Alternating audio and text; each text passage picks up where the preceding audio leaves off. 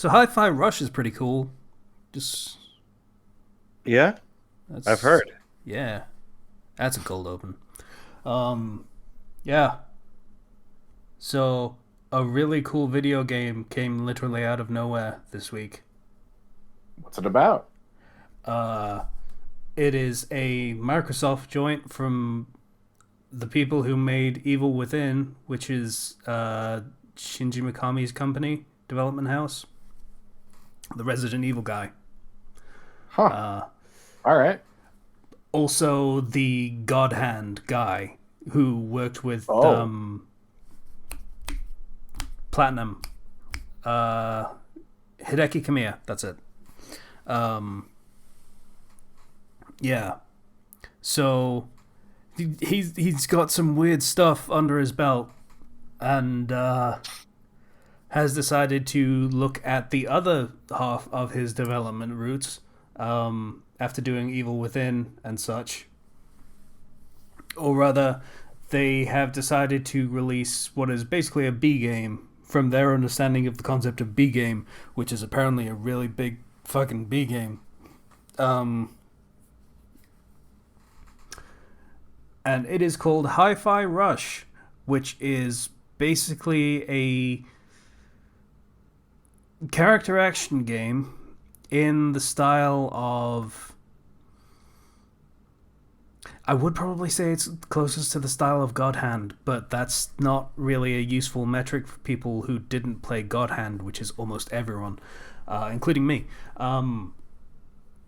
So maybe Bayonetta might be a closer analog for people to understand. Character action game with customizable actions. Yes, where you can buy more moves and such, and you can decide which special moves you want to take into a mission, and you can do certain, yeah, that kind of thing. And it has style rankings and everything, and it ranks you on your efficacy in each fight, and it's that kind of game. Um, and it is a pretty good one of those. The gimmick in this case is that it is a musical character action game, or more accurately and deliberately, it is a rhythmic character action game.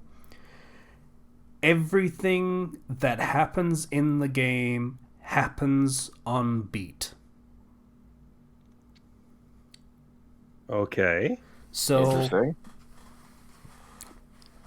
basic premise, uh, there is a dude, he is a dumbass piece of shit poser who wants to be a rock star but can't play guitar. Um, and he volunteers for a procedure to give him a robotic arm because robot arms are cool.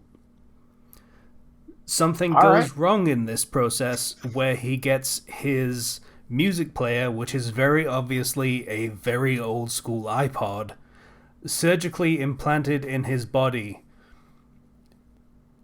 And when it activates, it basically gives him music superpowers. That's fun. Okay. Uh, so he can feel the rhythm of the world, which it then enforces outwards onto the rest of the world. So when I say everything happens on beat, everything happens on beat. When This you man. move, his footsteps are on beat. When you dash, when you attack, when you jump, everything is done on beat. The environment around you will move rhythmically on beat. Steam vents will burst out with steam on beat. Lights will move and jump and bounce on beat. Enemies will move and attack on beat. So, it's a game where a decent sense of rhythm is mildly important. I say mildly because it does not require you to have a good sense of rhythm. It just really helps. Hmm. Okay. Is it like Necrodancer in that respect, or I haven't played Necrodancer, so I can't really speak specifically. Does Necrodancer punish you for getting the rhythm wrong? Yes. Then no. Oh. Well, not directly. Your combo will go down. You'll earn less points, and I think you get less money when you kill enemies as a result, or something like that. Not direct, like you lose health or anything. Yeah, okay. Then maybe, because the way it works is, like I say, everything happens on beat, regardless of when you press the button. So, if you attack on beat, hit the button on beat, then the attack will trigger and hit on the next beat. So, if you attack off beat, then it will skip the beat that comes right next, and then the hit will come at the next beat still. So, say it's 1 beat per second for the sake of argument. Then button, attack. Button, attack. Button, attack. Get it? But if you do it off beat, then it's button, beat, attack. So it takes longer for the attack to actually come out, which can throw off the feel, which is kind of the point. It's designed in a way to make it feel really good when you're playing it right, and feel a bit wonky when you're not. Okay. So it's kind of that Devil May Cry Bayonetta thing where the ideal is to make it play really well so it looks like you're in a cutscene when you're playing the game. Yeah. It's that taken to an even greater extreme because it's adding an extra criteria for playing well. Yeah, that's awesome. Yeah, if you're in the zone and you are on the beat and you understand how the beat is happening, then it is much easier to get an idea of when everything is going to happen. Because like I say, enemies will attack on beat, so you know that the enemy attack is going to come out on the beat, so you dodge on beat. So you always know when to hit the dodge button. Always. Because it's always the same time. Yeah. So it also has the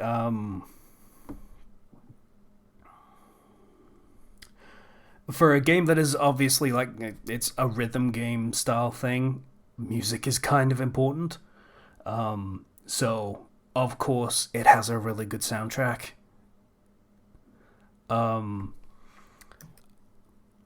I was very surprised when I played through the first level, got to the end boss of that level, and the boss theme is a Nine Inch Nails song. So that was fitting. cool. Yeah.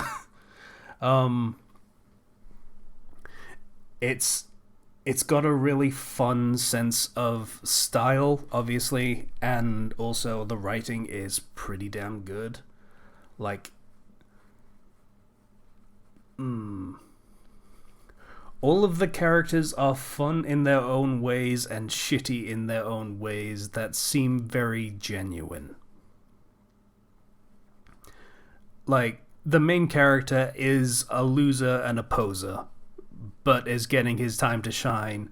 And they call out, yeah, it's a little bit of a cliche. At the same time, they call out the loner, isolated hacker fighting against the corrupt system. It's also a little cliche. And they call both of those out at the same time. It's like, yeah, kind of, but fuck it, shut up. Like, it's... They know how to hang a lampshade on it and make it be like, yeah, okay, let's just go with it because it's fun. Like, we're not reinventing the wheel here, but that's okay. We're making a pretty good fucking wheel. Yeah, you don't need to reinvent the wheel every time. Sounds really fun, though. Where it's where really can you good. play it? It is on Steam. It is on Game Pass. It is an Xbox game, so that is. It is on PC and Xbox. I don't think it's coming to PlayStation. I would I not hold my breath. I might pick up the PC version then later. Yeah. Sounds good.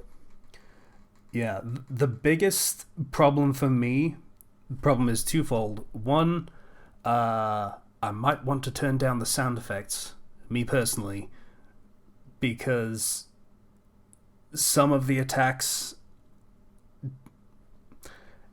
their sound effects can get in the way and throw off your sense of rhythm because it gets harder to hear the actual music, so you lose track. And also, my stupid drummer brain it keeps trying to be cute with the rhythm and do like cute little staccato rhythms, and that's not what the game wants at all. So I keep fucking up and trying to do cool shit, and it just doesn't. It doesn't Match like the it. beat. Yeah. I'm sure you'll eventually be able to start doing that when you get better. But No. It very specifically wants you to do light attacks, which take 1 beat, and heavy attacks that take 2. That is what it wants. You are not allowed to do fucking 8th or 16th beats. Don't fucking try that shit. Yeah. So it's a fun experience. I like the characters in their dumbness. Like I saw two things that made me want to play this game. One was watching Pat actually play the game, and that was cool and showed off exactly what the game is, and that's why I needed to play it, because God, it looks great when you play it. And the other was for one of the side villains, who is literally just a JoJo character. He cannot stop making JoJo poses. I saw a clip of that and I was like, okay, that's pretty funny. Yeah. He even has the fucking menacing fucking on the screen, the onomatopoeia floating around him. incredible. It's fucking great. He says go, go, go, and the onomatopoeia appears around him. It's good stuff. So yeah, that is a really fun game so far. I am going to have to tweak my experience of it a little bit to get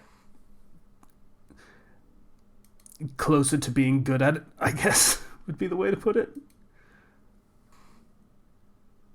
Yeah, overwhelmingly positive response from people that played it. They just released this out of nowhere. Like, this is just a thing they dropped, and were like, okay, try it. It's on Game Pass. You can just try it right now. Play it. Do our marketing for us. And what do you know? It might actually work very, very well. It's good stuff. I mean, if a game is that good, word of fan mouth is pretty much all you need. I mean,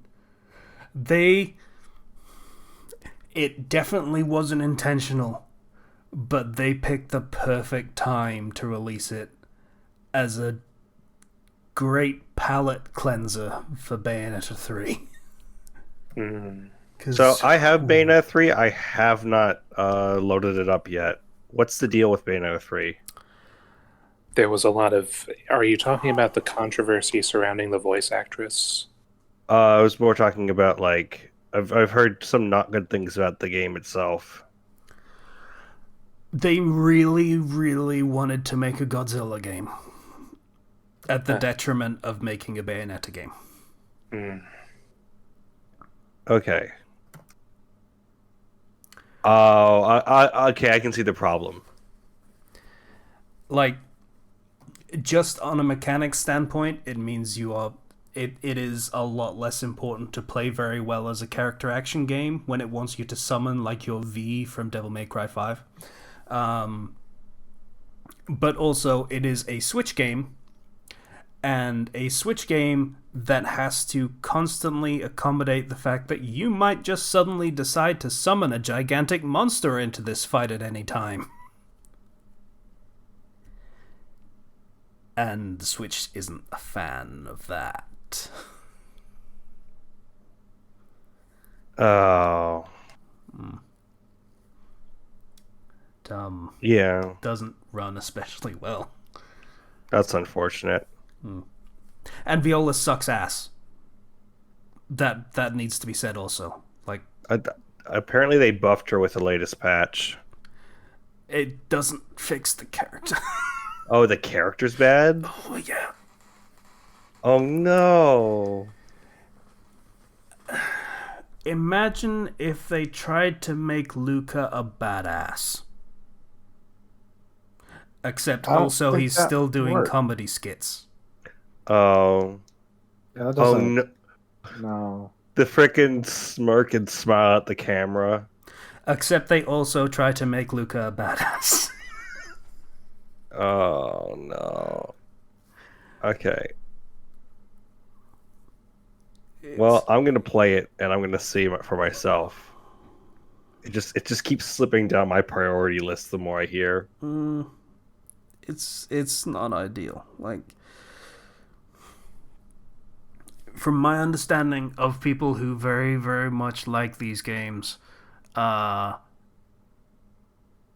it'd be a 6 out of 10, maybe bumped up to 7 if you can tolerate the really shittiness of some of the story stuff, and down to a 5 or even a 4 out of 10 if you actually care about Bayonetta's story, which in fairness has never been especially important to the series. Like, that's, generally speaking, that's not why you're in for a Bayonetta game. Yeah. That is true.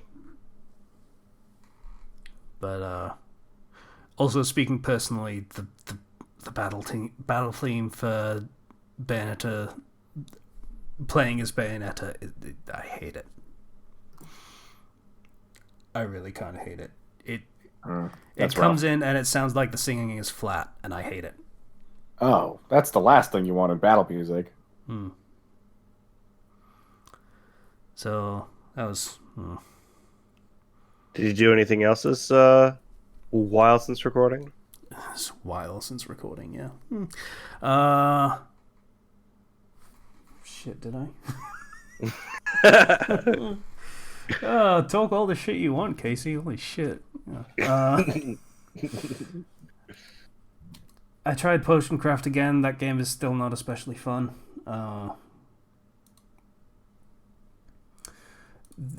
The second season of Vox Machina started. That's a thing. Yeah. I still need to watch the first.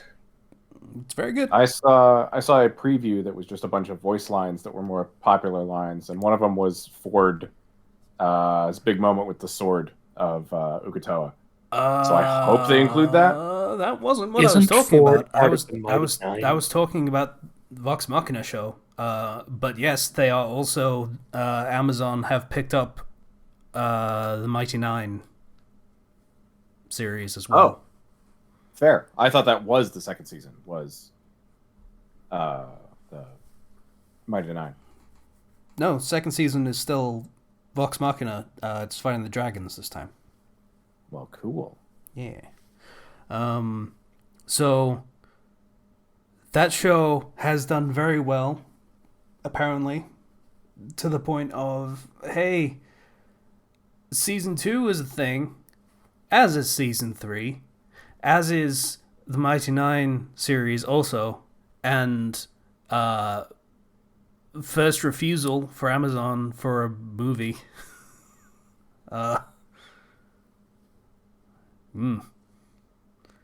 They are doing very, very well. If you were perhaps wondering why a lot of voice work is done by a new crop of voice actors, it might be because all the old ones are Critical Role. Yeah.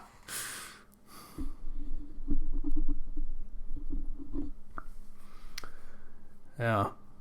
So Good for them. Hot damn.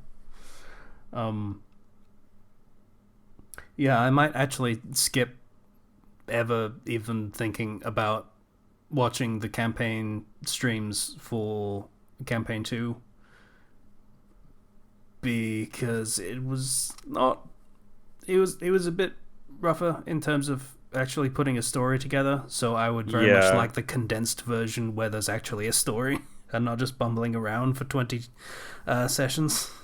The freaking let's go pirating for a while and then just that entire arc just kind of loses you. And there was one point where Caduceus casts like Water Wave and destroys an enemy ship, and then they don't do any pirate stuff anymore. I was going to save later to mention this once I got around to my turn, but in the sake of not being spoiled too much, I have started watching Critical Role from the beginning. Fun. Yes, I'm aware that it's a very massive undertaking. I'm only about 10 episodes in at the moment. I mean, yeah, there's nothing wrong with that. Also, I don't think the show spoils some maybe big like reveals, but not the specifics of how things go down. Hell, there's entire arcs that were just cut out. Like, I'm aware, and I don't plan on watching the show. That's too condensed and too crude for my taking. I tried watching the pilot with the rest of my family, who is very much into Critical Role already. They were for a long time. It took me a very long time and a lot of watching compilation videos before I finally decided, yes, okay, I'll go ahead and see how far this goes, how good of a story this is, and so far I am not disappointed, except for the fact that I know that Tiberius's time is short. Yeah, I think 26 episodes is somewhere around there, yeah. 26 to 29, I can't remember which. Mm-hmm. But yeah, he just sort of goes away and then doesn't come back. I know. And then makes his own YouTube channel where he tries to continue the adventures of Tiberius. That doesn't go well either. But he was going through some shit. Yeah. Anyway, just the point I was trying to make. I'm still getting into Vox Machina. I'd rather not look too deeply into the Mighty Nine and whoever else they've got in the future campaigns. I'd like to finish this story first. Yeah. Of course. Campaigns 2 and 3 are actually about a century ahead of everything Vox Machina do. Yeah. Vox Machina is definitely the baseline. They forward quite a bit. Is it a century in 2? I believe so. It's a while. It's a long period of time. No, wait. I think 3 happens before 2. I don't know. It's several decades at the very least. I know that much. Yeah. Because like it was 20 years, I believe. No. I don't think so. They were very deliberate about wanting to get away from Vox Machina and any possible idea of them being a major presence. And then immediately brought back Gilbert. Just it makes sense if you have that earth-shaking of a precedent so recently. It seems like it would take a couple of generations before anyone could come close to rivaling that. Feasibly. Yeah, it's when you're switching casts completely from one group who people really, really like to another group who, people still have to get to know, you really don't want the old cast like just sort of looming in the background waiting to steal the show. Oh, of course. it's kind of why, like in my own D&D group for like our second campaign, I'm like, you guys are on the other side of the planet. Yeah. They basically did the same thing. Yeah, he just said, "Hey, you're on a different continent. Taldore is over that way. You're not going there." I just love that they keep asking who's on the council.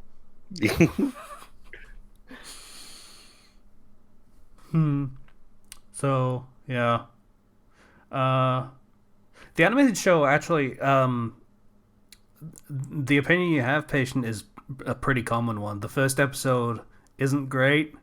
Like the first two episodes are an introduction for people who don't know anything about the series or anything. And then the third episode is where basically everyone gets hooked. That's pretty much the story I've heard from everyone who wasn't into it before has said is that the third episode is where just everyone's yes. I've heard as much from my family as well. Just, I think I'd rather go through the whatever the Briarwood story is in the campaign proper before I watch it in animated form. That's fully fair, considering it's just better in the podcast or in the actual show. Yeah. Yeah, I would still agree with that. Yes, it is very neat to look at and see it like on screen and just happening. I still think the story is better told in the stream. Yeah, even as improv. Mm-hmm. I think for like for people who play D&D already weekly, it is tough to find time for those 4-hour streams, you know? Because I'm already spending 4 hours telling my own story with my players, you know? Yeah. So I don't have the time to watch their streams anymore. I used to be able to put them on when I was working at KFC, but I'm not working at KFC anymore. I can't just put headphones in while I just do meaningless work.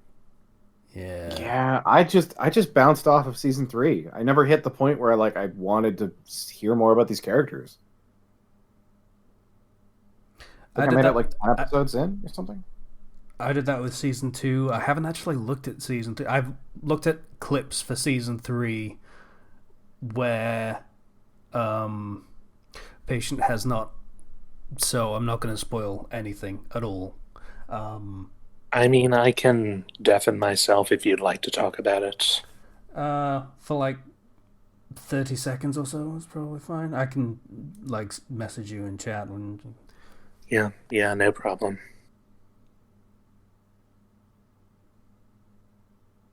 You've just muted yourself, not deafened yourself. More difficult to do when I'm dealing with the slightly more condensed control scheme of a phone. Fair play. Just let me know when to rejoin. Yeah. So the only bits I have seen of campaign 3 is one. Whoever the new guy is actually kind of cool, and I'm all about it. Yeah, he's playing like a bard or something. Yeah. But they're at a party or something in Vasselheim, and they meet the Lord of the Quadroads. Yeah. Oh, they brought him back. Yeah, they brought him back. I don't think I've actually gotten that far.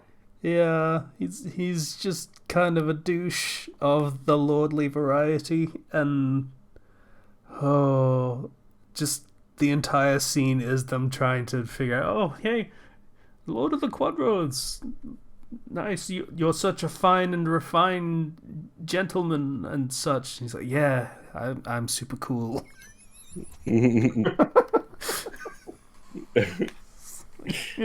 That's great. So, yeah, that was a neat thing. That's basically all I know about campaign 3, though. I don't even know who any of the characters are. I know that Fresh Cut Grass, this robot, is Sam Riegel's character. Mm-hmm. He's great. I might need to watch Campaign 3. Yeah, the abbreviation is FCG. Yep. Cut grass. He's part of a group of robots that are all named after smells that his creator enjoyed. He was just glad he wasn't named Pussy. God. Way to come back, patient.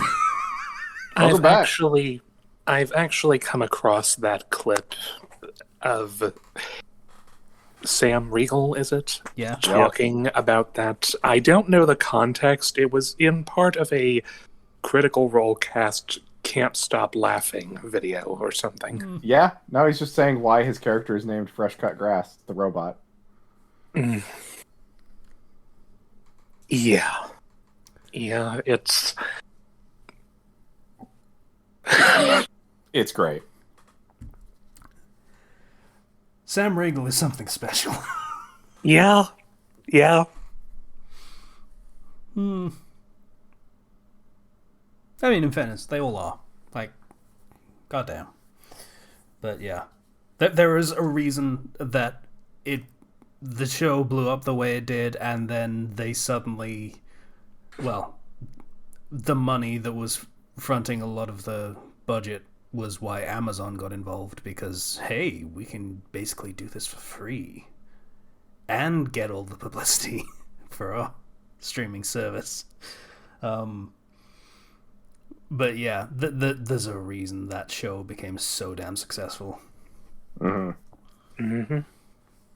Like, it is several of the most talented and prolific voice actors in the industry.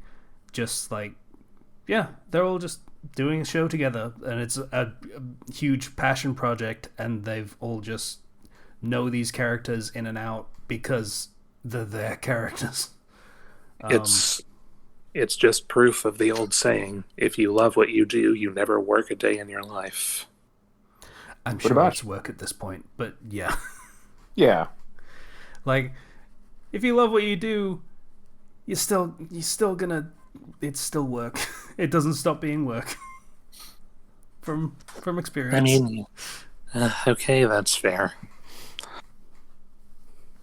It's just work you enjoy, and the draining aspects are less obtrusive and irritating and frustrating and are easier to weather. Yep. Yeah. So that's pretty much all I got, says the guy who talked for about half an hour. Well, it became discussion and such. Patient, how you doing? Pretty good. Yeah? Yeah, I'm glad to be here. This is my first time being on the podcast since we entered the year of the rabbits. Yeah. Did you see the video of them ringing in the Chinese New Year with the rabbit and the tiger? I did not. Oh, see that? I didn't know that was a thing. I'll have to look into it. It's in here somewhere. I'll find it. Bear with me. It is. So yeah, I've already mentioned obviously how I've gotten into Critical Role. Aside from that, well, some things have been going on which I am not going to talk about. They're not the kind of thing that I need to be sharing here. Fair. I've been helping with a couple of One Piece stories that are coming along nicely. Latest updates for a couple of them just posted the other day. And yeah, coming along well. Platinum Pirate crossover between One Piece and Pokemon, which is now in the middle of the Enies Lobby arc. And Little Iron Giant Reforged, which is just getting a rewrite. Just posted an Omake collection. So, yeah, it's a young story, but it's coming along nicely. All right. Aside from that, been playing more of Pokemon Scarlet. I'm working on filling in the Pokedex one entry at a time, and as of earlier today, as part of trying to find a Gothita, I stumbled across the key to getting an Armor Rouge. Very nice. Yes. So, yeah, I've got one of those, and I'm continuing to train as much as I can in Area 0. I'm also dealing with the speculation of a looming bit of DLC that's going to cover the Cthulhu-esque third legendary of these games. Yeah, the biblically accurate angel. Something like that. I haven't been looking too deeply into the lore myself, but a close friend of mine has, and yeah, just the speculation doesn't really stop. So I'm looking forward to seeing what happens. Apparently they've got a big patch coming in February. Yes, and that is when Zomniac is going to finally get the game. He has heard nothing but good things about the gameplay, especially from yours truly, but for all of the glitches and frame drops and such, he just doesn't have the kind of patience that I do.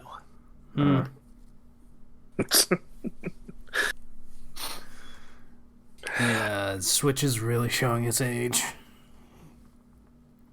I mean, in fairness, that game is just not particularly well optimized, but also the Switch is really showing its age. Well, I'm interested to see what more news that we'll be getting. GoldenEye was recently released on the Nintendo 64 online part. I've never played that game. I'm pretty sure that it's got to be one of the best ones based on all the hype that they gave it. It is. Please get it. It's very good. I'm still looking forward to when they release the 2 Pokemon Stadium games, and I'm hoping that in conjunction with it, they will be announcing the Game Boy Color games online as well. That'll be nice. Have those been confirmed for a re-release? Far from it. I'm just thinking it would be a bit of a waste. More like it would be a good bit of juxtaposition if they announced the virtual versions of Red, Blue, Yellow, Gold, Silver, Crystal, maybe Pokemon Pinball, and whatever other big name Game Boy Color games there were, at the same time that they're announcing some of the only games that are compatible with them. Pokemon trading card game. I guess it really depends on if the company has the source code for the game still. They were on the 3DS. Yeah, they did release Crystal for the 3DS Virtual Console. Oh, that's good. Okay. Yeah, same with the original versions of such. So, I mean, I could definitely see them just dropping them, but I feel like they have to kind of open with having Game Boy games on the Switch, which, I mean, is really just, why don't you just add them? Just add them. It's not a big deal. Just throw them on there. You have the ROMs. I know mean, you do. Though, I mean, I'm curious, how many other... Game Boy Advance is one thing, but for Game Boy Color, how many exceptional games aside from Pokemon were there for that console? Those other Kirby? games. Yeah, Kirby. There was, I think, Oracle of Ages and Oracle of Seasons was on there. And I have to actually frickin' pull up because there weren't that many, admittedly. But you had Wario Land 2 on there and other things. So there's some pretty good games on there. All right, fair enough. Yeah, I suppose that I'm thinking back to the time I was looking into any other quality games for the console, and that was back before I started playing any of the Zelda games. So I was young and foolish at the time. Okay. Oh, I found the list. Zelda mid. Well, you're free to think that. I am. Oh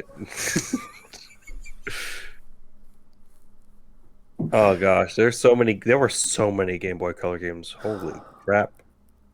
You know what's amazing? I am so defiant about this, and I get you so mad at me, but the fact is, basically the entire world agrees with you and hates me.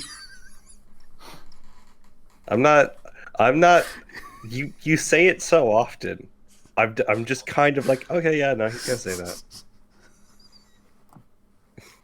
It's lost its impact. Yeah. Oh gosh, you want to play Dance Dance Revolution Game Boy? Oh, Christ. Disney Mix? I beg your pardon? Dance Dance Revolution GB Disney Mix. Released only in Japan in 2001. I can't imagine why it didn't get a port.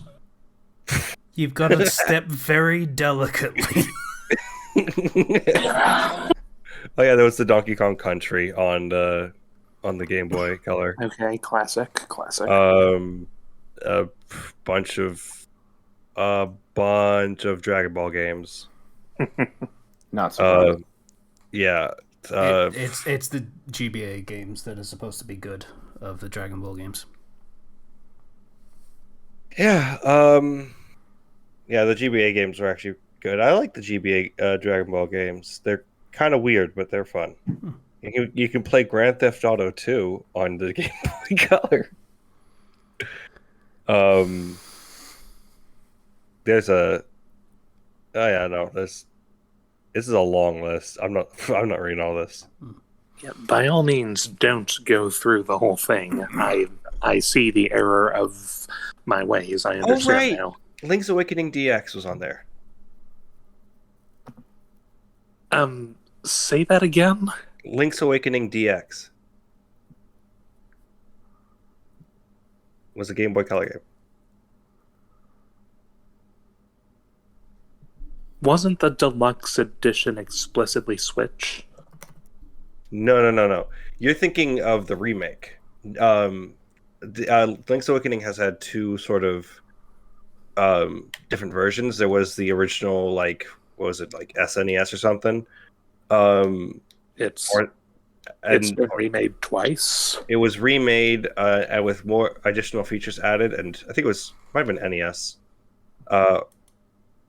But it got remade with better graphics for the time and like the animated openings and stuff. A lot of that stuff was added into Link's Awakening DX, and then they later on, 20 years later, were like, let's actually just redo the entire thing and make it look good, and they did. Mm-hmm. Okay, fair enough.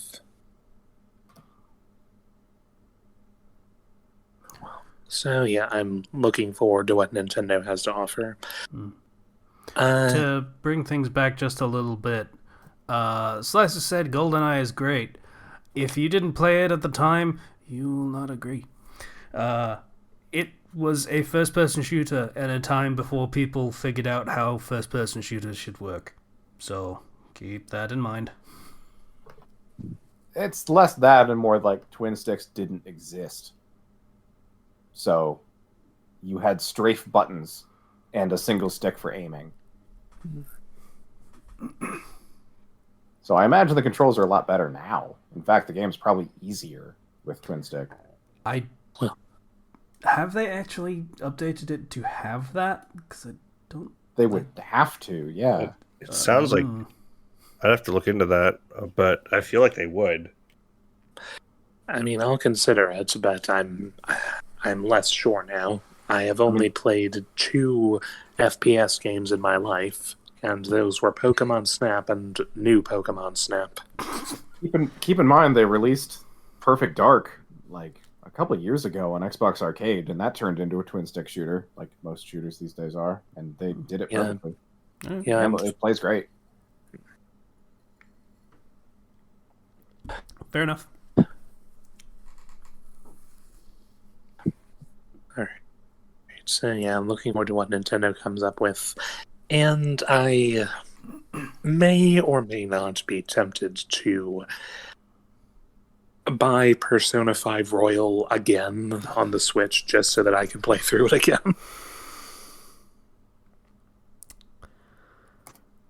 I might also go for the Persona 4 Golden re-release. I have watched playthroughs of that. I've never actually played it myself, so I might want to do that.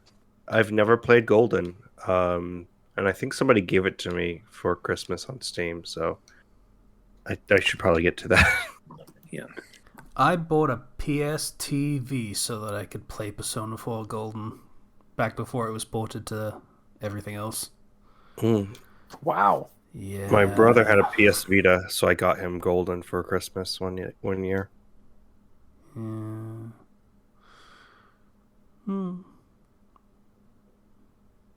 Murray was fine. I just feel like that needs saying. I agree. I don't have any animosity towards her. She has the nice thigh highs and hair, or hair. Hat. She has good hat and thigh highs. Very nice. She doesn't really look like she belongs in the game, in the setting. Like, there was a reason that in the fic that very briefly existed that I wrote, I ended up having the protagonist call her Akiba because she looks like she's a Tokyo reject. But, yeah, she was fine outside of that. Her personality was fun. I liked her. I agree. The little run-on mutterings of, like...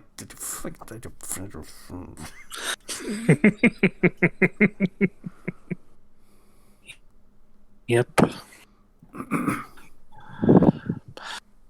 Yeah, so hoping that we get more news on Persona soon. I mean, it's great that they're available across all of the consoles now.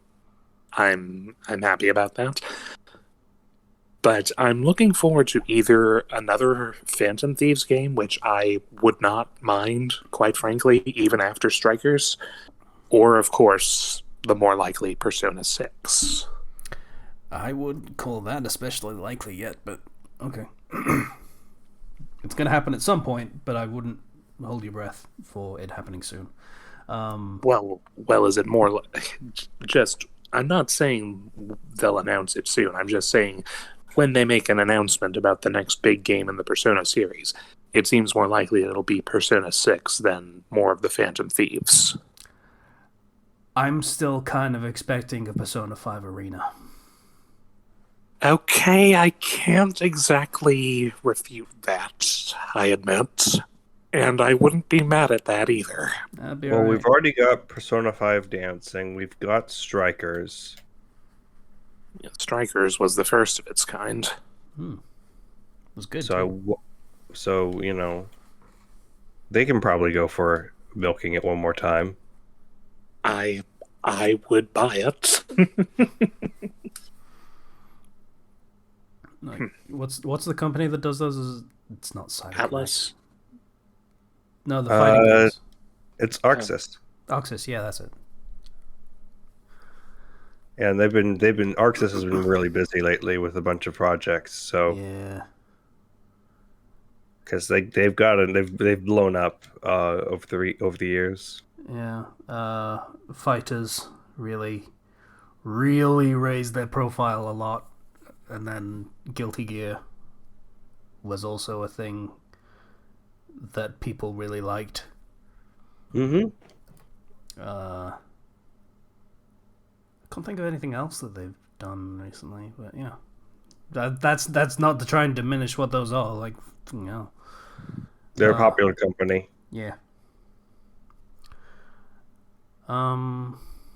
Anything else, Patient?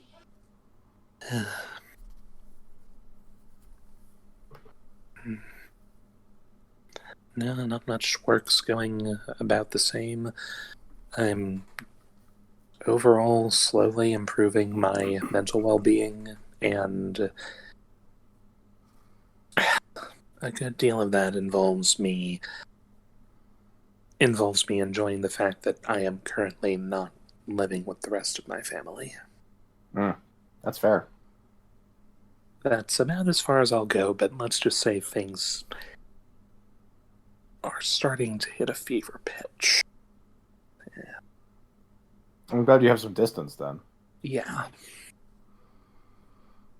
Okay, so yeah, that's about all I've been up to for the past couple of months. I posted that video, by the way. Which one? I saw that. I am much more hesitant to click it now. Now that you see it's a tiger and a rabbit right next to each other, I wonder what's going to happen.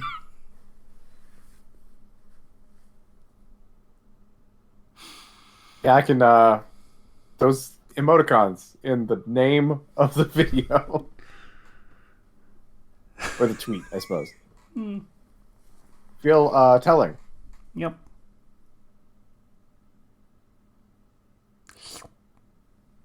Anyway. So, yeah. You okay there, patient?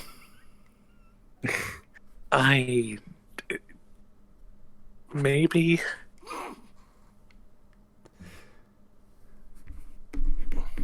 Did you have anything left? I thought you liked talking about rabbits.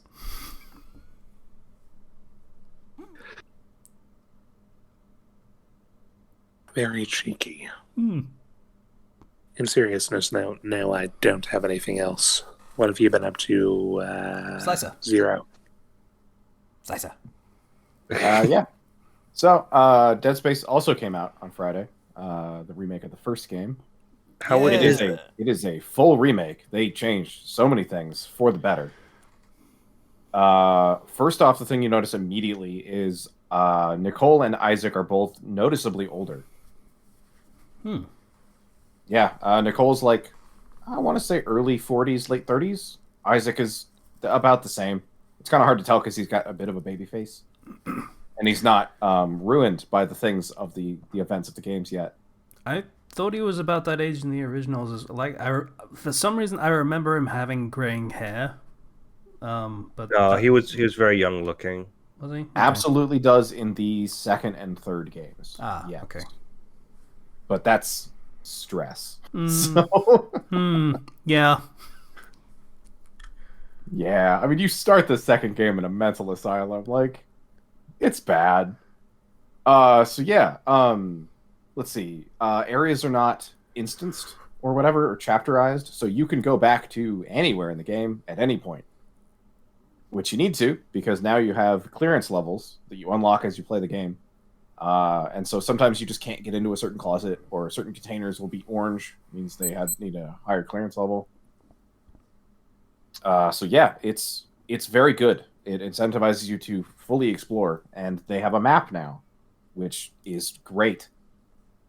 So you don't have to like memorize where every clearance level 2 closet is. You can just go back to that area of the map, because I think there's only like 6 areas, and then check your map. That's very nice. It is really nice. They've got a couple different suits you can unlock right away. My friend got the digital deluxe version of the game, so I don't know what actually comes with the base game itself. But yeah, they're all really good.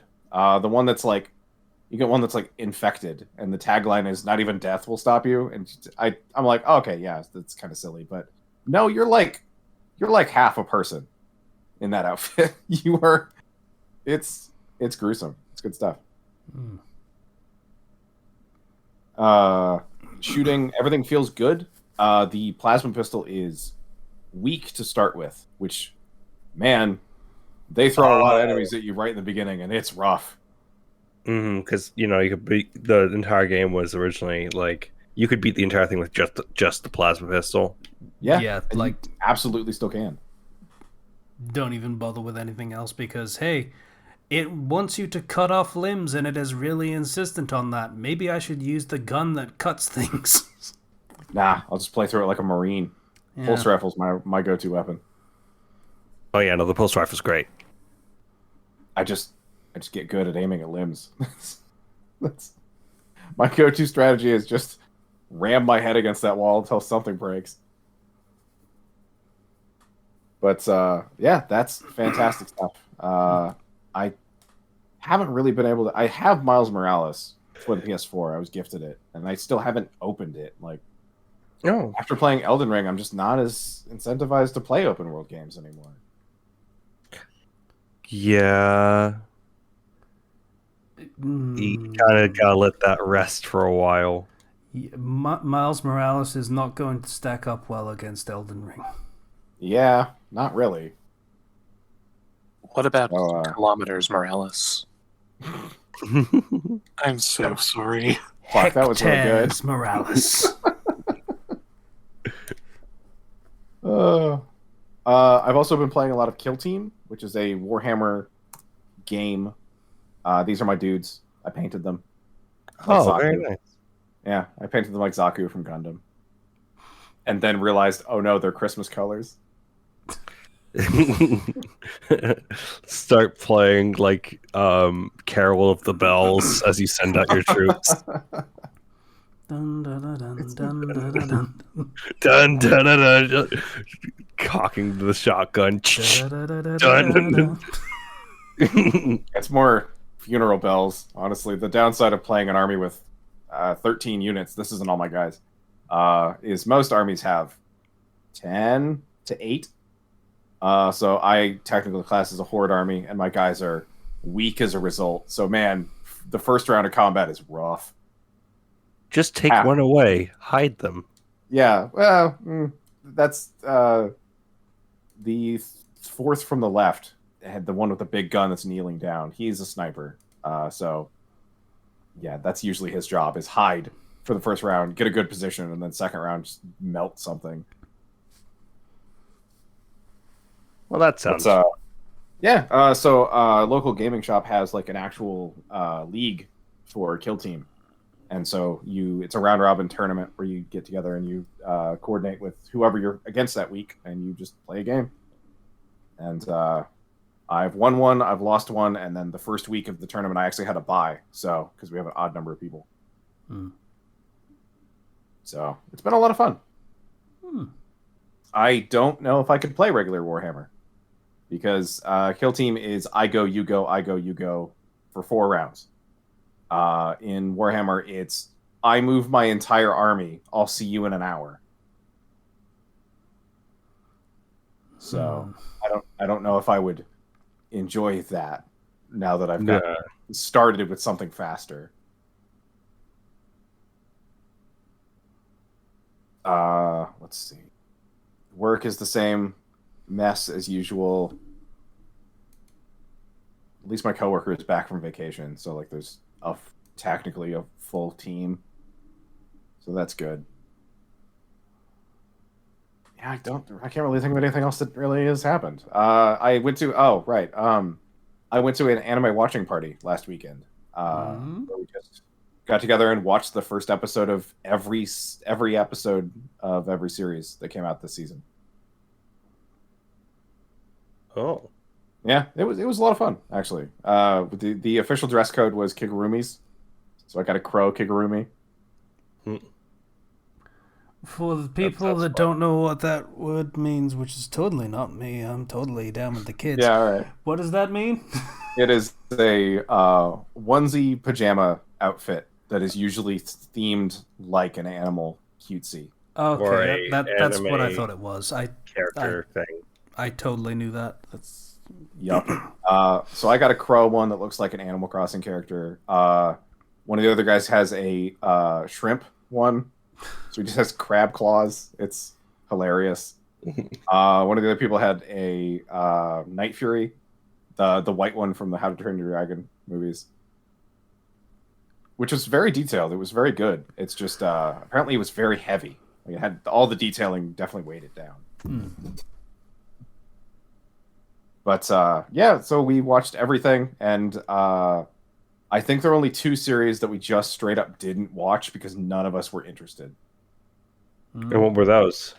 I can't remember right now. One of them was the ninja one, where somebody is like the heir of the clan and they have a ninja bodyguard, and it just looked stupid. I think there was a magical girl one that we skipped too because it didn't look good. Any standouts?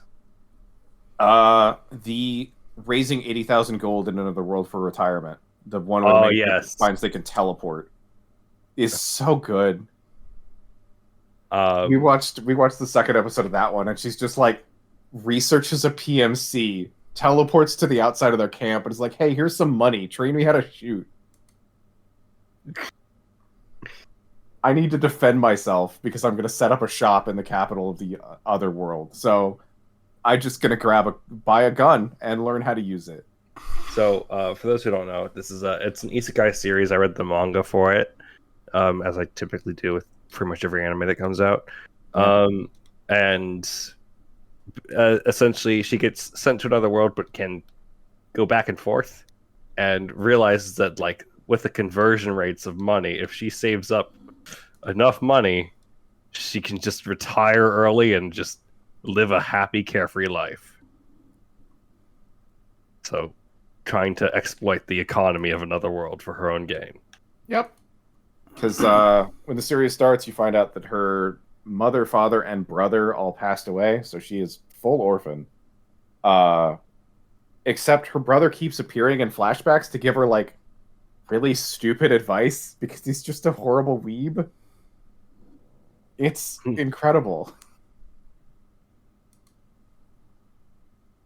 It's yeah. There were a couple that looked good, and then they just kind of went to shit. Like there was one where humanity fucked up and essentially were remade. So being around fire causes them to combust. In an effort to stop war from happening, that's what was done to humans.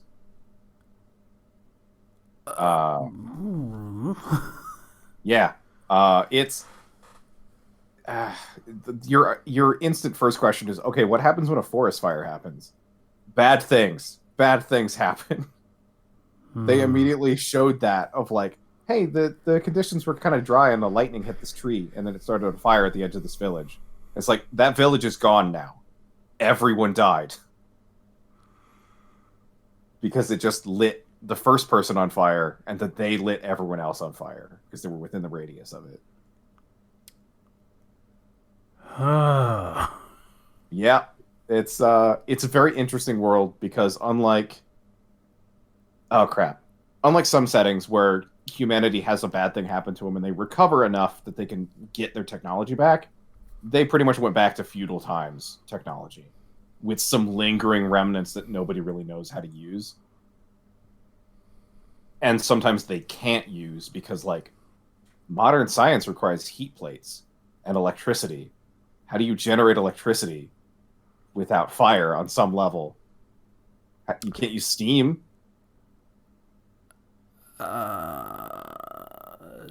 Dams? Yeah, so there are definitely ways around it, but then that's electricity. So like they don't really know how to use that anymore. Yeah. But the world now has these fire monsters that have essentially liquid fire as blood. And so that humans can be around. And so they use that as the equivalent for like steam power and heating things and making lamps and things like that. And that's okay. I'm gonna let it pass. I haven't seen the show. I'm gonna let it pass. Yeah, it doesn't make a lot of sense, but I mean, it's a fun, interesting concept. I thought anyway, but the art style is just bad. It's bad. The first boss fight looks like the Naruto Pain fight, or the first monster fight does. And it cold opens to see the main character and a dog just absolutely styling on a monster, which is so cool. And then it cuts back to her as a frightened child and continues the story. and everyone hates this child, and she's like persecuted for existing for no reason. So someone saw Berserk and went like, "That's easy," is what it sounds like. Yeah. I didn't mention that I started reading Berserk. Oh, cool.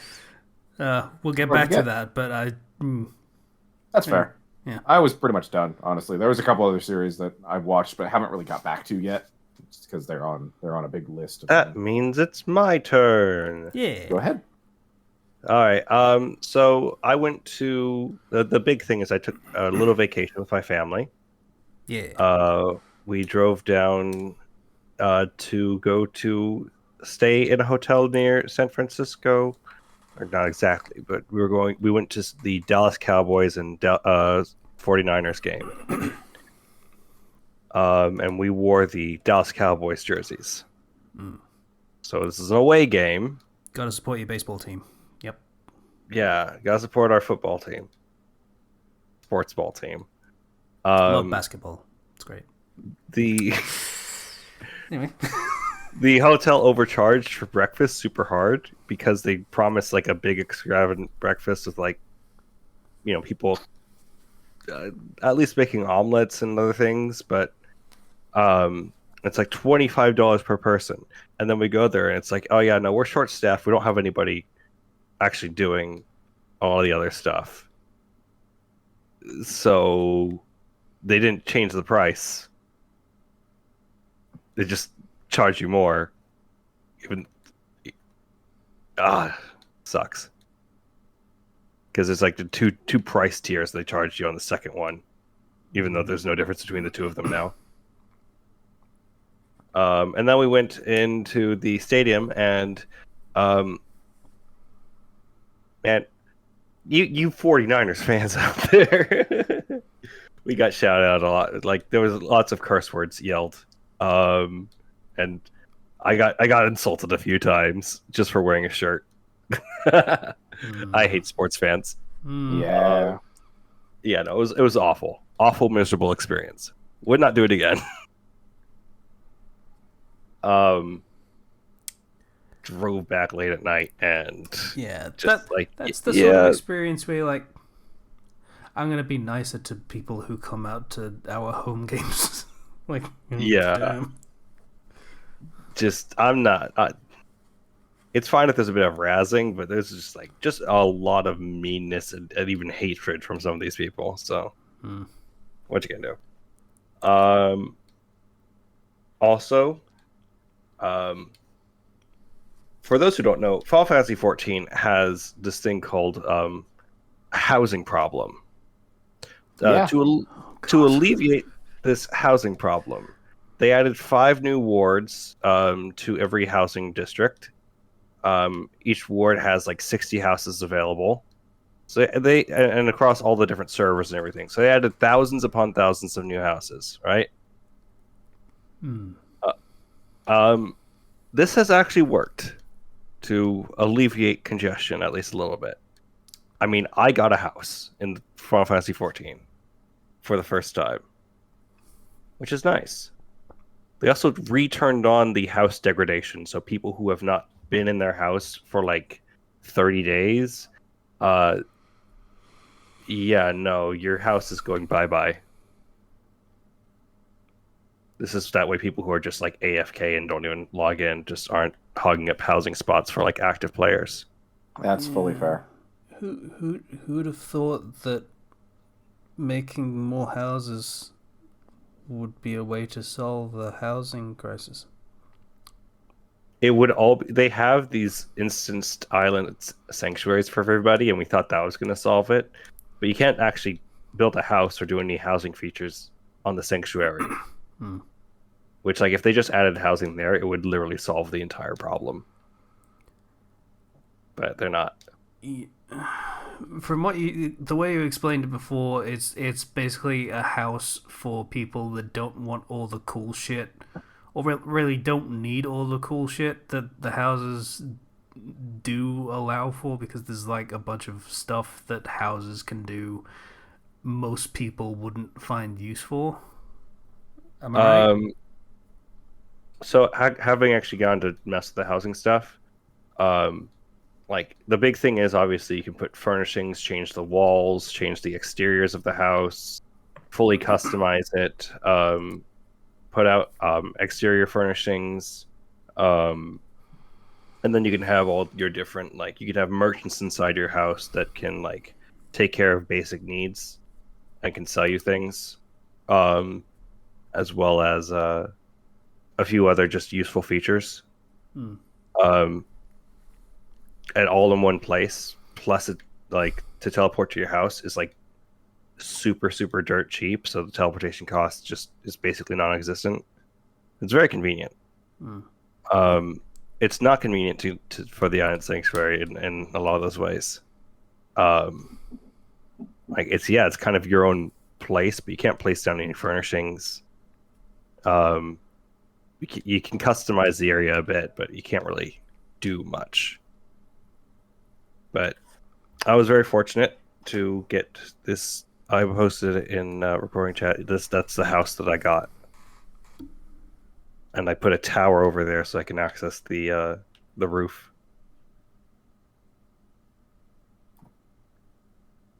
But yeah, just Good stuff.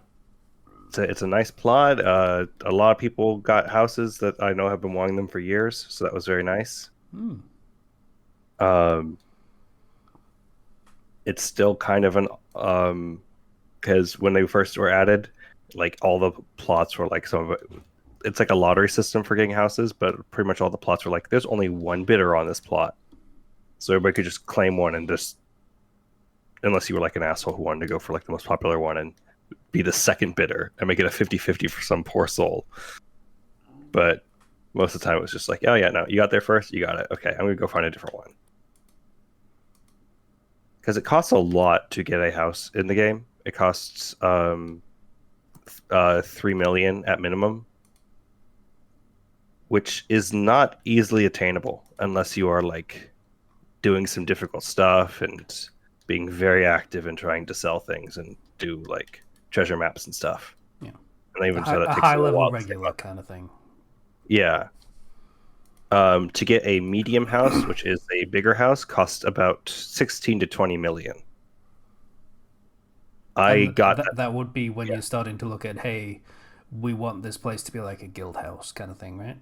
Yeah. A lot of FC houses or free company houses are mediums. So you have free companies, they have a chest that they can pool their gold together and then just buy a big house. For me, I got 20 million because I sold a dinosaur, so I feel like I'm a Jurassic Park villain. Like, I was doing a thing, and this rare dinosaur mount dropped, and I was like, this looks ugly, so I sold it for 20 million. So now I'm trying for a bigger house. Because I got obscenely lucky. And then, like, a large house is about 50 million. Which, like, that's for the obscenely wealthy. Is that, can guilds pool together to get a big house that big, or is that Yeah, they can pull together for that. But the basic thing to even get a free company is you want to have at least a small house, you know? Yeah, that's fair. Or you can have it without a house technically, but it's a lot easier to have everything at one centralized location, and it offers a benefit of everybody can teleport very cheap there and access the facilities. So even if your FC members don't have houses, they still can use all the FC facilities, which is very nice. And you also free company houses also have rooms. So every free company member can get their own room, which is a kind of like a little space that you can decorate as if it were a house. Okay, is it like instanced or is it actually a physical house? It's an instanced room, so there's like a ton of them. So every free company member can get their own instanced room that they can decorate however they wish. So, you know, there's stuff for people who are just, you know, in a guild, who are not actually like going for a full house. And there's also apartments, which are cheaper, far cheaper. So you can get an apartment, you can get a instanced room, you can get a house. But yeah, I went nuts decorating my house. I mean, that's what it's for. So yeah, a time sink is what it's for. Because Animal Crossing has this thing where it's far more restrictive in how you can decorate. This is a very in-depth housing system in terms of what you can place and where. Like, here's kind of the entryway of the house. Of like, there's so many different items and stuff. But yeah, I went broke several times decorating this house, and then the dinosaur sold, and I was like, oh yes, now I have money. Time to get a bigger house and go broke again. Oh, soy phone's been there. Butterfly in the top left. Yeah, it's a part of a wall decor. She tried to kill your house. Rude. Hey, you know what? She failed. But I also have been playing Fire Emblem Engage. So Fire Emblem card. After 3 houses, they took some steps back and were like, let's focus a bit more on the gameplay and make it less Persona. Yeah, that aspect got pretty tiring pretty quickly. I'm not gonna lie. Yeah, so it's much. The combat in that game and the map design is just very well thought out. It is very satisfying. They have the weapon triangle is back. They brought it back. Whenever you have a weapon advantage and you attack another unit who has disadvantage, and you deal damage, you break them, causing them to drop their weapon. So for that turn, you can attack them without worrying about being counterattacked, which is very, very good, and also very, very scary because enemies can break your units and then just annihilate them, and you can't do anything. The big thing, though, is you can engage, or basically have your units fuse with the spirits of past Fire Emblem characters. And while in that mode, it lasts for about 3 turns, and they get a bunch of skills related to that character, and they get access to that character's weapons. Oh, okay. So, for example, your guy who uses an axe and is slow can suddenly get engaged to go with Sigurd, who rides a horse and has a spear. So all of a sudden he gets really, really fast and can abuse the weapon triangle more, and has like a unique move, which allows him to just force his way through an enemy space and attack them at the same time. Or Micaiah, who's can turn anybody into a holy spellcaster who can also just cause them to be able to heal and act as a cleric, even if they're not normally a cleric. And can reduce her HP to 1 to heal every single one of your units on the map. Oh. Okay. Which is incredibly abusable for leveling, because you level based off of how much you heal. Oh. So I guess you could just get all your guys beat to shit, but not dead, and then just use that and then have her run away. Yeah. Of course, you can only do that once per engage, and engage only lasts 3 turns, but you can land on certain spots in the map to refill it, or you can fight in combat like several times and you'll get a refill of being able to engage again. But it adds a lot of like strategic depth to the combat, because you could just essentially do mid-combat class changes to characters, but also still keep what kept them good in the first place. And like they all have special moves, like, you know, Marth, who is the first one you get, has Lodestar Rush, which allows you to attack like 9 times on a single enemy. That's pretty intense. Mm-hmm. Has a whole cutscene associated with it. And the premise of the story is that you are a character that they call the Divine Dragon. Your character's default name is Alir, and you have just woken up from a 1,000-year slumber. because Okay. apparently you were wounded in the past, and you're an immortal dragon, so you can just sleep that off. Now, where have I heard something like that before? I think it was something about a slumber in stone, except it was a wolf, not a dragon. It's a really common trope. I'm not entirely sure what Patient's going for here. Fair enough. Your character's kind of a fusion of Marth and Tiki, if that makes sense. Martha and who? Tiki, the dragon girl from original Fire Emblem. Ah, right. You mean Fire Emblem Awakening? No, she's not. She appeared in that game, but she's from the original. Oh, okay. Shadow. I did not know that. That's fair enough. Yeah, Neither she did was. I. She was young in that game, and then she had the older self in Awakening because so many years have passed. So your character wakes up 1,000 years later, has no memory as to what happened or what injured him to bring him to this point, and everybody is just like worshiping him because he's kind of like their deity. He's the divine dragon, and he's just kind of like, I have no idea what's going on, but okay. And yeah, your mission is to stop the fell dragon that's awakening. Pretty simple plot as all things go, but it's straightforward. There's no bajillion routes like Three Houses.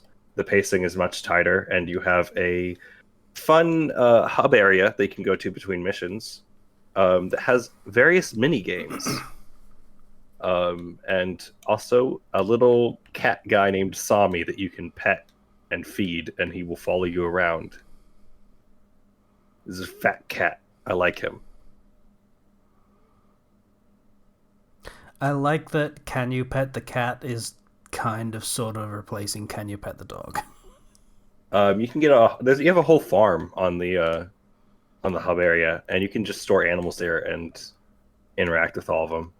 Speaking of Can You Pet the Cat, there is a cat in Hi-Fi Rush named 808, which is it's a drum, and you can pet the cat. Just worth noting. Yeah, nice. Yeah, but Engage is just it sounds more like a Fire Emblem. Yes, it's more returning to the roots. The combat is much more complex, and there's tons of features there in the hub world things for you to do and to increase your odds of success. I went with my current playthrough is on hard casual because I didn't know that they had hold on one second. If I remember right, casual means you guys don't die permanently. Yeah, that's what that means. Yeah. That was a thing that they added in Awakening. Basically because that was where it started to be, hey, everything is shipping, so you kind of want as many characters as possible to survive so that they can bang and have kids. It's kind of it's a bit more difficult because like with casual, the intent behind it is Fire Emblem used to throw a lot more units at you that were a lot more disposable, but as they developed more complex personalities and became like actual characters that you wanted to interact with and would have interactions with others,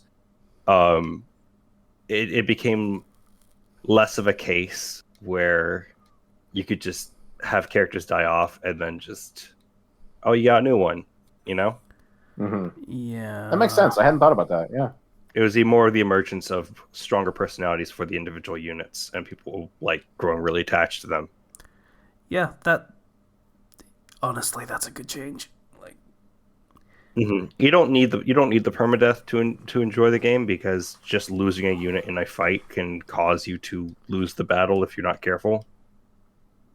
Depending on the unit, but they also I would have gone. I I might have gone classic had I known beforehand that there's a thing called they have a draconic time crystal, which is a feature from the Shadows of Valentia remake, Fire Emblem Echoes, which essentially lets you rewind time. It has 10 charges, and that's 10 rewinds in the battle. Say, for example, you get really frustrated that you missed that 80% to hit attack. You can just rewind that and attack somebody else or use a different weapon. So you're not, raging. Yeah. It allows you to try different approaches. So, through time travel. So it's nice to abuse that. But, you got 10 uses of it. So you got to make sure, you don't run out. Because if you would have if your main character dies, it's game over. And when they die, if you have charges left, it goes straight to the recharge. It's like, let's rewind time and see how far back we could go to prevent this. So I like the rewinds. I'm down for it. For any game that functions on percentage hits to hit rates that can make or break combat encounters, having the ability to rewind and actually have your plans go off accordingly is pretty good. Saves coming. I remember how happy I was once I learned in Radiant Dawn you could save in the middle of battle, because that was not a thing in Path of Radiance. That first started in Radiant Dawn on the Wii.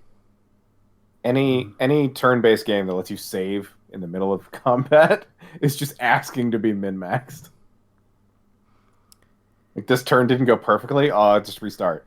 Yeah, well, on the other hand, maybe you shouldn't miss a shot from point-blank range when the gun is in the enemy's mouth.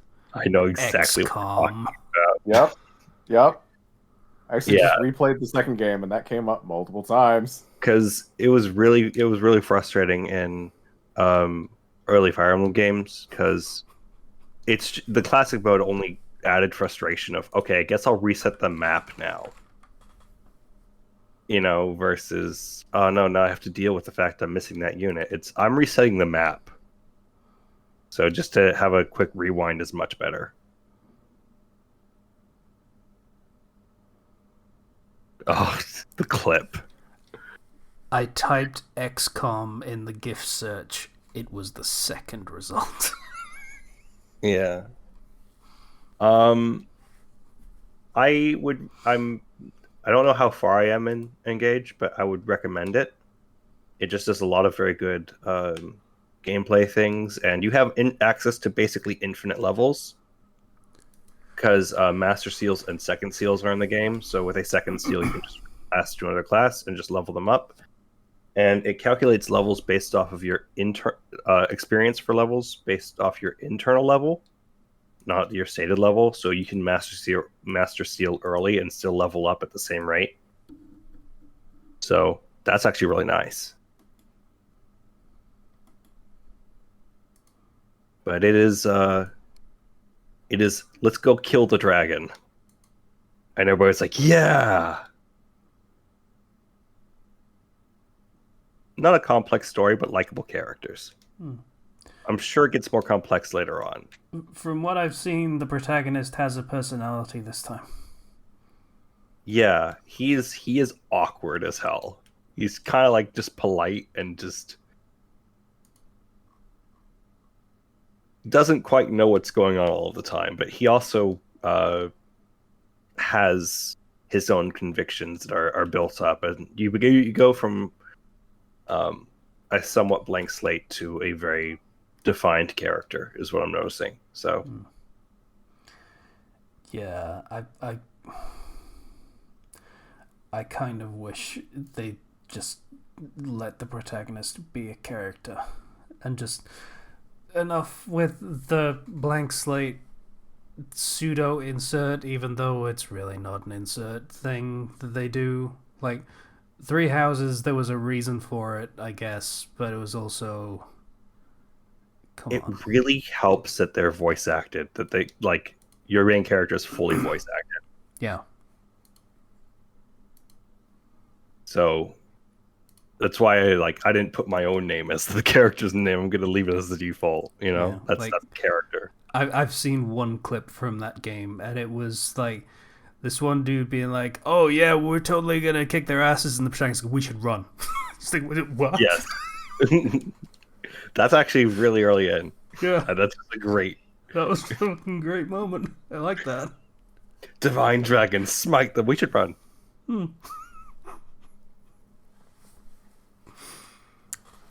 Yeah. Aside from that, I did a bit of substitute teaching. Went into an SDC class, or a special education class, and I had an incident where this kid had to really go to the bathroom, and they're like, "Okay, the aides they're like, okay, hold his hand."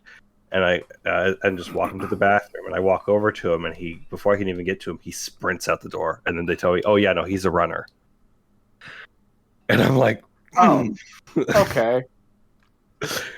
And so I go running. Some of the kids grab him, and I go chasing after him. And I have to get, contact the office, and we have people searching for him. And we find him on the playground, on the play structure. But there was confusion because the other aides didn't come to help me because they thought that I already got him. But what they were really seeing was the fact that he has a twin brother who's not in special education. So I had to basically kind of grab this kid and just walk him back, and he's trying to pull my fingers off his arm and run away again. He didn't try to fight you. He's laying on the ground, and I'm having to pick him up and carry him a bit. And it's just like, oh yeah, no, he does this. He does this with his parents too. The finger pulling's a new thing. And this kid's he's small, but he's he can't really speak. He can say maybe a few words, but he doesn't really speak. But he's just laughing the entire time as he's running away. So that was a bit of a scare. Didn't end in any incident, so that was nice. But I was going as a favor because they asked for me specifically. I don't normally do special education classes. Okay. Do you know why they asked for you? Because they were desperate. That's a good reason. So, yeah. That was my exciting, just, oh gosh, oh no, panic moment. And I think that's about it as far as things that I can remember. Yo, so Berserk is pretty good.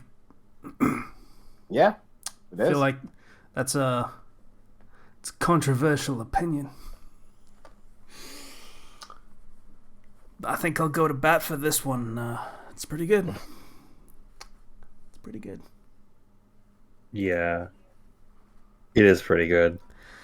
So genuinely. I think I've posted a couple of videos before from him, but I've been watching a YouTuber recently called his name's Gavin, but his channel is called How to Train Your Gavin. And he is a book YouTuber. Which there is apparently a subculture of book YouTubers that I was not aware of until I basically ran across this, because he was doing a read-through of One Piece, the manga, and turned out to really like it. And it's like, okay, cool. I am going to look into some other manga to read. Did a whole tournament thing of reading the first volumes of a bunch of different manga. Berserk ended up winning, which was very surprising because it was up against things like Spy Family and Full Metal Alchemist and a bunch of other really, really popular manga. And he was very sure that Bleach was going to win because he already bought like a huge box set of volumes. Oh. But yeah, no. He decided after reading the first paperback volume, so like the first 3 chapters, that he was going to read the entirety of Berserk, and did the first. I really sympathize with this guy because he has really bad impulse control. Because the second he decided he was going to do all of Berserk, he bought all of the hardcover deluxe editions of Berserk. Jesus. I looked this up. The first 3 are £100 total. So that is like several £100 worth of books. That's dedication right there. Yeah. Yep. I mean, that said, he like read the first volume of that, and I read it along with him because, you know, I can do that because I've never read Berserk before, so why the fuck not? Like One Piece, Yeah. I'm just getting his opinions after the fact and be like, yeah, that's pretty cool thought. And he's perceptive because he's predicted a bunch of shit that happens later. But yeah, so I read that along with him, and I kind of get it on buying all the deluxe editions thing. Shit. Like, I am not an art person. I am not an artwork person. I can't see shit. Everyone who is listening to this probably knows it. I have really severe eye problems. I can't see a goddamn thing. But holy shit, is the artwork in this manga gorgeous. Yes. Like, from chapter fucking 1.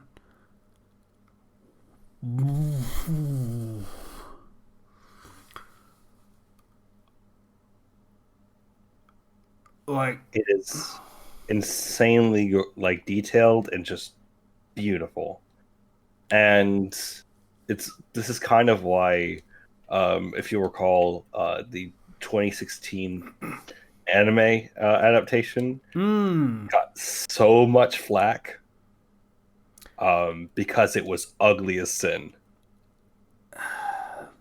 We just finished doing an Anime Reflux episode where we watched a CGI anime. Well, it was Chinese, but you know what I mean. And it was gorgeous. But it was gorgeous because it played to the style of CGI cel-shaded anime.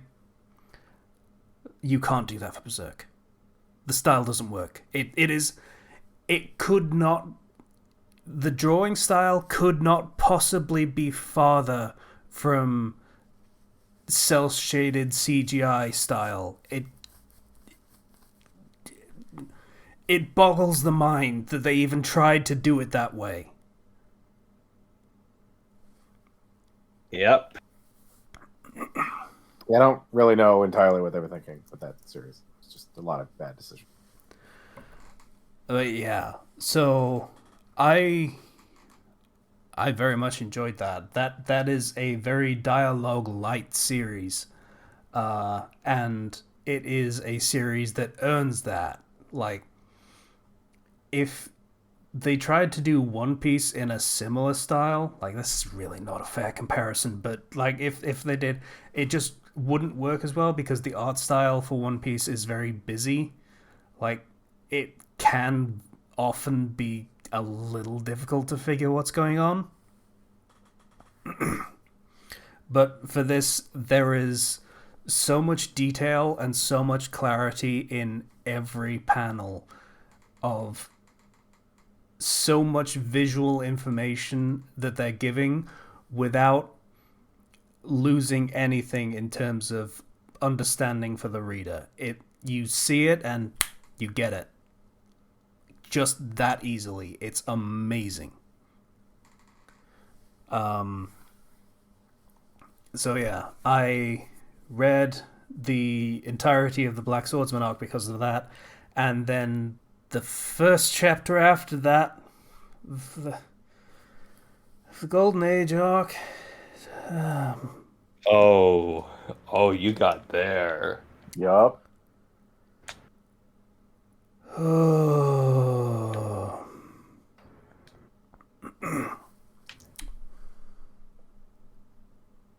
That's where I left off on, because that was a chapter beyond where Gavin got to.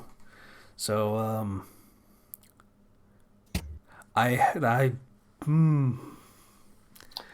Find out all about the Golden Age and what led to things happening. I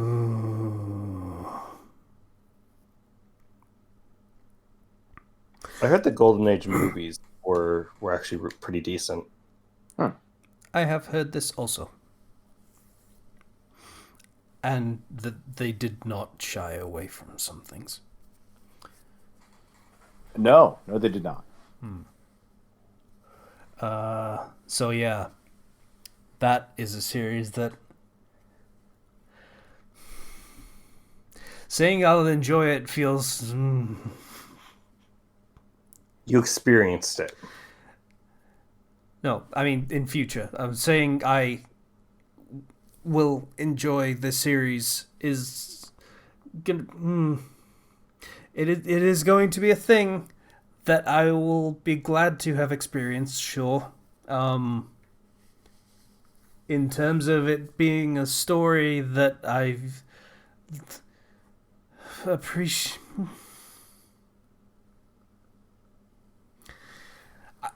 I got into a mild, very, very mild argument on another server about this because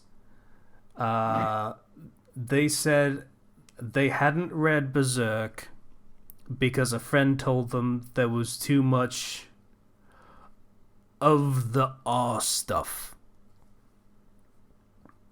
I'm being obtuse for the sake of YouTube, not That's fair. doing a YouTube. So that is a very valid concern. I'm not sure it's a valid criticism. Because while there is a lot of the R stuff, it is not superfluous to the story. Like, the example they brought up was Goblin Slayer. And yeah, there's some stuff in that, and yeah, but also it's not really plot relevant. It's just to make the goblins more menacing and scary. It's not the same thing by a long shot. Whereas for the main characters of Berserk, it is a fundamental aspect of the characters that this is a thing that happens in this world, and it happens to these characters, and it's not good, and it's not pleasant. I will acknowledge that if it's a problem for you, then it's a problem for you, and I can't say you should just get over it. That is not an okay thing for me to say by any measure, but it isn't treated like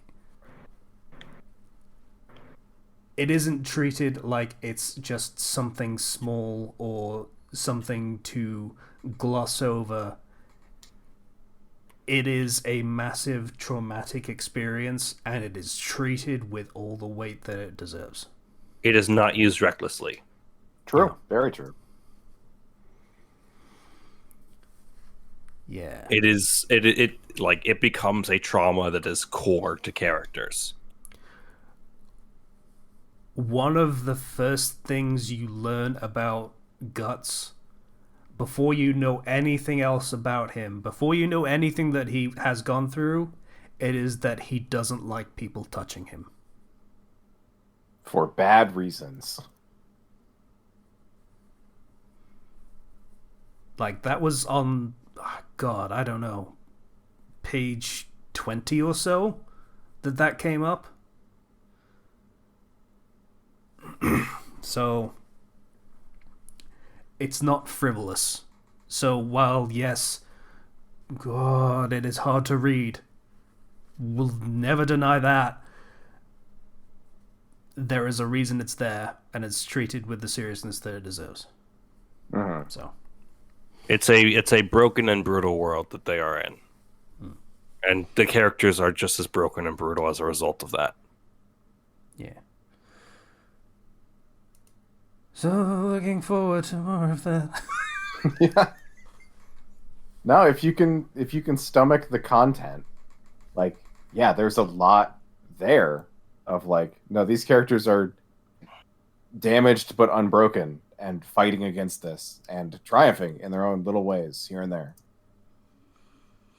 Mm-hmm. It's the sparks of hope, little bits of light that are the reason why you keep reading.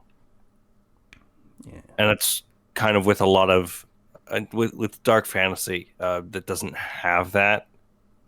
It's just too grim dark. But Berserk at least has something. There's a reason to keep moving forward. Mm-hmm. It's interesting, like just two perspectives. Like I say, Gavin, dude, doesn't know anything. Like, just going in completely blind. I have some context. Not all of the context, but enough to pick up some things. So, it's interesting and maybe even a little more rewarding in the sense that I've been spoiled on some stuff, so I know what the implications are in some early things that are foreshadowing. So in that sense, I can read a lot more into what the story is doing in that first arc better than a person who is going in completely blind, which is an odd experience, but feels a little more rewarding than just reading it blind and then having to go back to get all those clues picked up on a reread, I suppose. Mm-hmm. So it's interesting. It's odd. Just thought I'd mention it. I mean, there are a lot of details that they set up ahead of time. So, yeah, I could definitely see those being lost as you just, forget about them. So it's cool that you can recognize them. Yeah, like, to put a specific point on it, like the end of the Black Swordsman arc as it is, it's like the girl who's the something, I forget. Theresia? Something like that. She wants to die, so Guts basically convinces her to hate him more, so she will live on just for the sake of a chance at killing him. And he's glad of that. But he's glad of that because that's, at this point in the story, the only way he knows how to keep going. Yeah, I mean, living because you hate something so much, you can't stand them winning. Yeah, I mean, it works. Yeah, and that is context for the character that I get on the very first read because I know things that happened that most readers wouldn't on a first read. So that's interesting. Yeah, that's pretty much an episode. I think we can call that at closing on 2 hours. Yeah, I think my family had dinner without me. They had an early dinner, didn't they? So I'm kind of hungry. So it's been 3 weeks, so yeah. So thanks for listening to the podcast and stuff that we recorded. Yay, finally. It can take a while sometimes. Yeah, sometimes. Discord link in the description, Patreon link in the description if you feel like it. No pressure. Thanks for listening, everybody. Bye, everybody. bye. Bye, guys. See you later. Until next time. Rabbits are delicious. I didn't even have to do it anymore. They are food. Also good companions if you're going to put in the necessary work. Not good companions for children who have too much else to do or too short attention spans. And I'm Go going get to stop food. talking there. Bye. Or tigers.